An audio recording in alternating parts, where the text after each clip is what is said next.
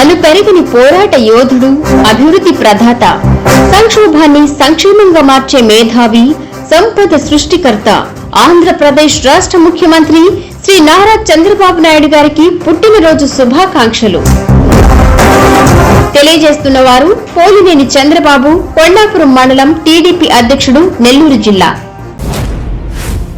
కొండాపురం మండలంలోని భీమవరంపాడు పంచాయతీలో ఇసుక అక్రమ రవాణా యథేచ్ఛగా సాగుతోంది.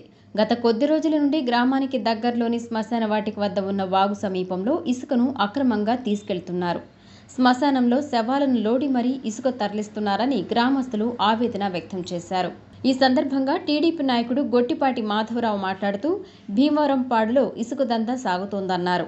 శ్మశాన వాటిక అని కూడా చూడకుండా శవాలను లోడి మరీ ఇసుక తరలిస్తున్నారని, దీనిపై అధికారులు స్పందించి చర్యలు తీసుకోవాలని కోరారు.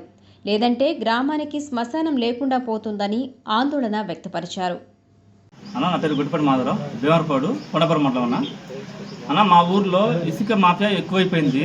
బయట ఊర్ల నుంచి రైతులు వచ్చి శ్మశానాన్ని కూడా వదిలిపెట్టకుండా ఇష్టానుసారము శ్మశానంలో ఎముకలు బయటపడితే ఎముకలు పుర్రులు తీసి పక్కన పడేసి ఇసుక తీసుకెళ్తున్నారు.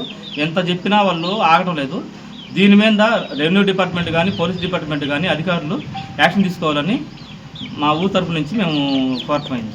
దీని మీద కలెక్టర్ కూడా మేము రేపు వెళ్ళి ఫిర్యాదు చేయాలని అనుకుంటున్నాము.